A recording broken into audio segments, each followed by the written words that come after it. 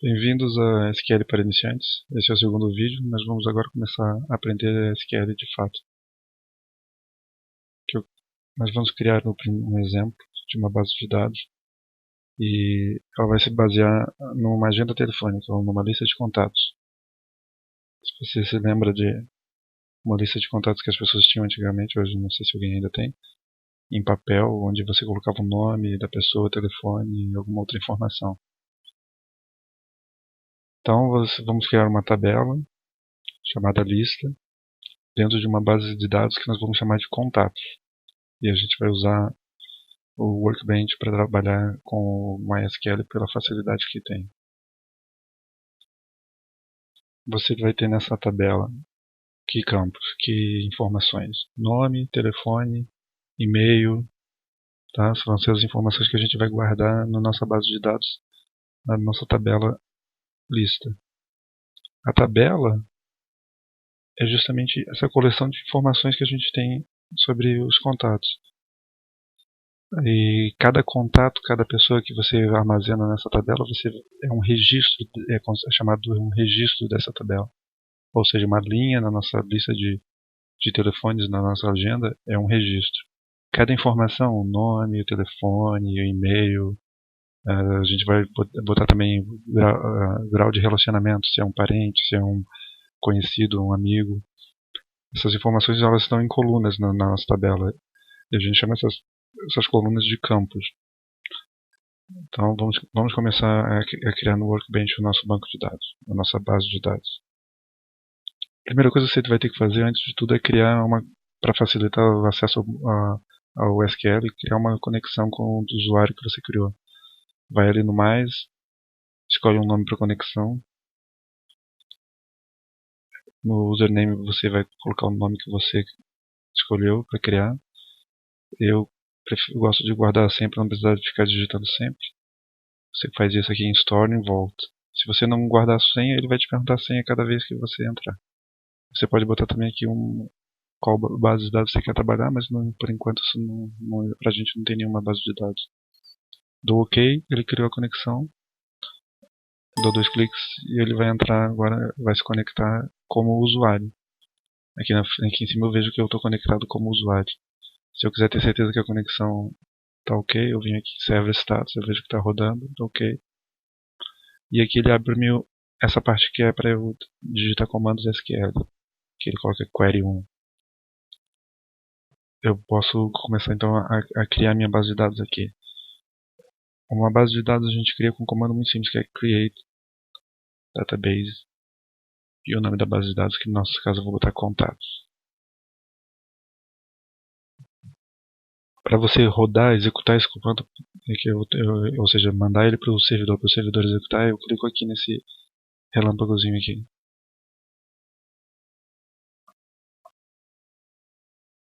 Bom, a base de dados está criada. Ele me dá uma resposta aqui, que a base de dados foi criada. Aqui está dizendo, em inglês está dizendo que uma linha foi afetada, porque ele salva as informações da base de dados criada em outra base de dados do MySQL, mas isso fica bem mais para diante, não vamos se preocupar com isso agora. Minha base de dados está criada, agora eu vou dizer para ele que eu quero usar ela, ou seja, eu quero que todos os comandos a partir de agora sejam em relação à minha base de dados contatos. Ok. Qual é o primeiro comando mais importante que a gente vai usar agora? É o create table, que a gente vai criar uma tabela, que é, no nosso caso, a lista contendo as informações das pessoas que estão na nossa agenda telefônica, na nossa agenda de contatos. O comando é, na forma mais simples que a gente vai ver agora, ele create table, o nome da tabela, que a gente vai botar lista, abre parênteses, uma coleção de colunas, ou campos, como a gente chama em base de dados, e fecha parênteses. Aqui eu vou botar os campos dessa tabela, que vão ser o quê? Nome, telefone, posso colocar também e-mail, e eu posso botar relacionamento, que eu quero colocar qual é o grau de relacionamento que essa pessoa tem, se ela é um parente, se ela é um amigo. Essa é a minha lista de campos, mas eu tenho que dizer também, esses são os nomes dos campos. eu tenho que dizer qual é o tipo desse campo. Existem vários tipos de campos. Se o meu nome eu vou guardar, se em nome eu vou guardar o nome de uma pessoa, eu preciso que esse campo seja do tipo alfanumérico, que em SQL a gente diz varchar. E quantos caracteres, ou seja, quantas letras eu posso colocar nesse campo? Quando a gente tem uma agenda no papel, o próprio papel define o tamanho máximo que o campo pode ter de espaço para você colocar as letras. Mas aqui eu tenho que dizer, porque não existe um limite. O limite é grande. Para esse tipo varchar são 65.536 caracteres. Então eu vou botar mais ou menos um número realista aqui para guardar um nome. Eu acho que 50 caracteres, ou caractere é o mesmo que uma letra, ou um número, ou qualquer caractere do computador, vai ser o suficiente. Depois eu posso mudar isso se eu precisar, mas o interessante é eu começar criando já com um valor baseado em algum conhecimento da realidade do que vai ser colocado no meu campo, para não precisar ficar alterando a minha tabela, principalmente mais tarde quando ela já estiver com dados. O que é um dado? Dado é um nome, é um telefone, é um e-mail. Qualquer informação que eu coloco na tabela é um dado. Tem gente que diz que a informação é o dado com significado, ou seja, um número 51 é um dado. Agora, se eu digo que 51 é a idade de fulano de tal, isso é uma informação. Mas na prática, em geral, se usa o termo dado para se referenciar genericamente um dado ou uma informação numa base de dados. O telefone eu vou botar que 11 caracteres é o suficiente. Tá? Imaginando um número de telefone celular novo com o DDD. Mais tarde eu também posso mudar se eu quiser. O e-mail eu vou colocar um espaço um pouquinho maior, 60 caracteres. Note que cada vez que eu separo um campo do outro com uma vírgula. E o relacionamento, eu vou usar um caractere apenas, que vai ser P para parente, A para amigo, O para outros. Então, como eu vou usar sempre um caractere, eu vou botar ele do tipo char1. Varchar, o banco de dados, ele tenta usar o mínimo de espaço necessário. Então, se um e-mail num registro ele ocupa só 40 caracteres, ele vai usar só 40 bytes, praticamente no computador. Quando eu uso o campo char, ele vai usar aquele número de espaços independente do que tem de verdade naquele campo, para aquele registro. Mas aqui, como é só um caractere mesmo, não faria uma diferença. Pronto, aqui é uma definição mínima da minha tabela na minha base de dados contados. Eu vou executar esse comando, por enquanto eu só estou aqui editando ele nesse espaço de edição, para verificar se ele está correto. O SQL vai me dar um retorno sempre. Ok, ele me deu que foi criado com sucesso. Tem muito mais que a gente pode usar para quando cria uma tabela, tá? A gente vai ver isso aos poucos. E mais tarde também a gente pode alterar essa tabela, como eu falei. Se eu quiser apagar essa tabela, eu usaria drop table e o nome da tabela. E ele apagaria essa tabela da minha base de dados.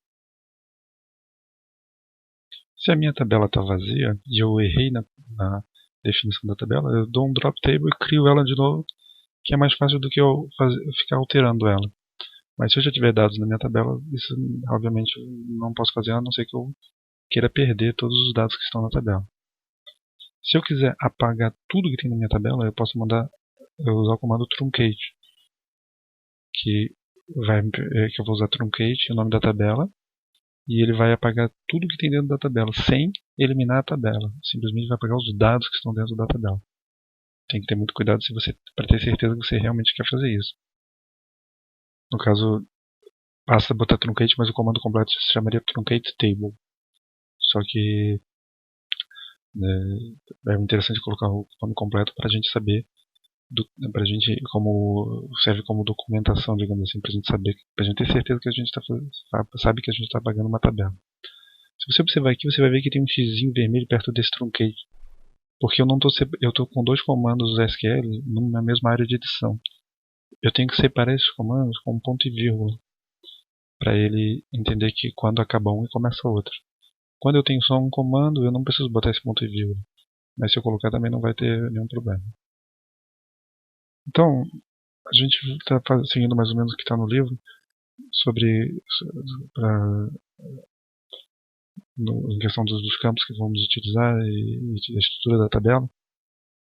Mas vamos falar um pouco do que são os domínios. Então, um nome, por exemplo, ele vai ter um domínio, vão ser nomes de pessoas, não vai ser qualquer informação que faz sentido de ter dentro de um nome. Um telefone, apesar de a gente ter definido ele como caractere, ele vai ter geralmente só números de algarismo, e a gente define ele como caractere para facilitar a consulta, facilitar a alteração, mas ele é na verdade um número. Já um e-mail também tem uma estrutura, um nome, arroba, um domínio, ou seja, o domínio de um campo e-mail ele tem um formato específico. No momento a gente não está fazendo nada para forçar com que esse formato seja o formato de entrada de dados, ou seja, alguém poderia colocar um número no lugar de um nome ou um nome no lugar de um número. Isso a gente vê mais tarde como fazer. Mas é importante saber que cada campo tem o seu domínio, tem um conjunto de valores que é apropriado para aquele campo. Então a gente criou a base. E aqui a gente pode usar o comando select database para saber qual é a base de dados que a gente está trabalhando no momento. Caso a gente se perca, eu não sei qual é a base de dados que a gente está trabalhando, você pode usar select database para verificar, ele vai te retornar qual é a base de dados que a gente está trabalhando no momento, que é a nossa base de contatos, como não podia deixar de ser. Também poderia usar select user para ter certeza de que eu não estou trabalhando como root, por exemplo. Eu posso saber qual usuário através do qual eu estou logado. Mas vamos voltar à nossa tabela. Eu posso fazer uma restrição ou um modificador que eu posso fazer num campo. Existem vários que eu posso dar para os campos. É dizer que esse campo não pode ser nulo. Coloco ele not null, ou seja, sempre que eu entrar com um novo registro, que seria uma linha, no caso da nossa tabela, o correspondente a uma linha de né, na nossa agenda, eu tenho que preencher o campo nome. Você pode imaginar que uma pessoa possa não ter telefone, eu tenho só o seu e-mail, mas então esses campos eu poderia não fazê-los not null, mas uma lista, um contato, um registro. Sem o nome não faria sentido. Então esse é um modificador que eu posso fazer, uma restrição para o campo, dizendo que o banco de dados não deve, o MySQL não deve aceitar a entrada de um registro nessa tabela se o campo nome for nulo. Se a gente olhar aqui como foi definido no livro essa tabela, também faltou colocar aqui um campo chamado nascimento, que a gente pode adicionar na nossa definição, que é do tipo date. Um campo do tipo date, ele serve para você guardar datas, que no caso isso aqui seria a data do nascimento da pessoa, que eu posso usar mais tarde para saber quando essa pessoa está fazendo aniversário. Além do campo date existe o campo datetime ou timestamp, que pode ser usado para guardar a data com a hora. No caso você queira saber, por exemplo, quando um produto foi comprado ou quando uma pessoa se registrou num hotel, dependendo na sua base de dados, na sua tabela, se você quer uma informação não só o dia, mas o tempo, você usa datetime. E nomes de campos, nomes de tabelas são chamados de identificadores. Identificadores são, então, eles podem ter, basicamente, você pode formar ele de duas formas, colocando o nome entre aspas ou não colocando o nome entre aspas. Se você colocar o nome entre aspas, você poderia ter até espaços no nome, por exemplo, lista de contatos, poderia botar. Se você não usar as aspas, na verdade, a gente usa essas aspas aqui, que essa aspa é como o sinal de crase, é o símbolo que a gente usa para usar a crase, é uma aspa simples invertida. Eu poderia botar aqui, por exemplo, data de nascimento. Se eu fizer isso, eu sempre vou ter que usar esse formato, né,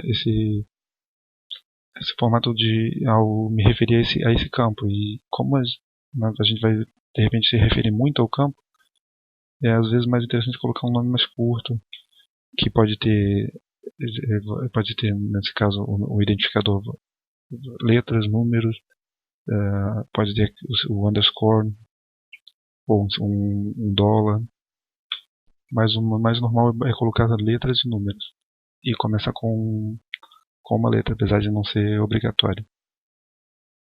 Como eu já criei a minha base de dados, se eu mandar criar de novo, ele vai dizer que a tabela, no caso, ele vai dizer que já existe essa tabela. Tá?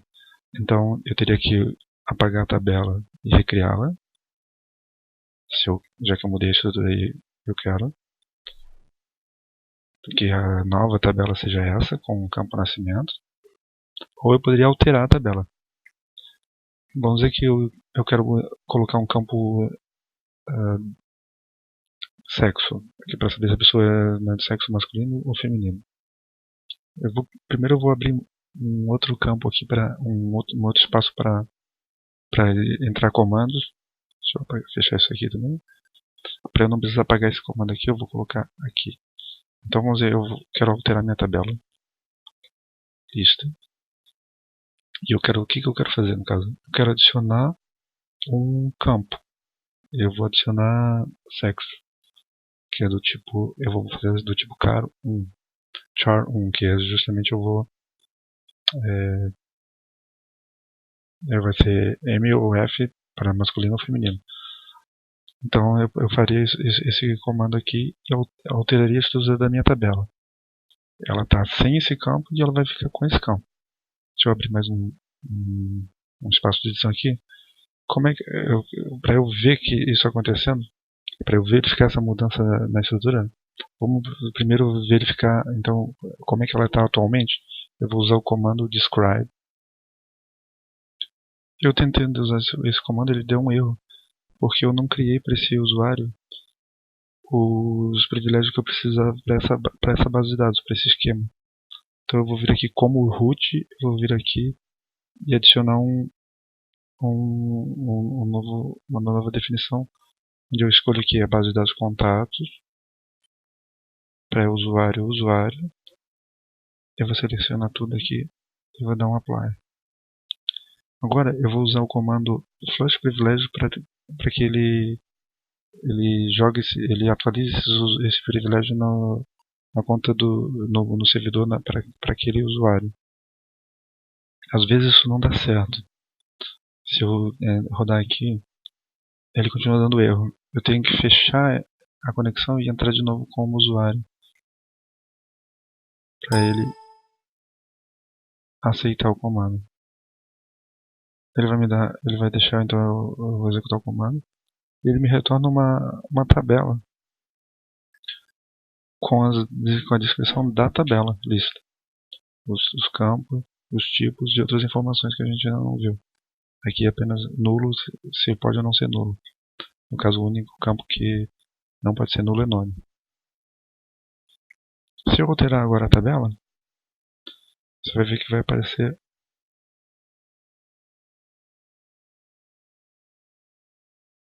um outro campo. Sexo apareceu.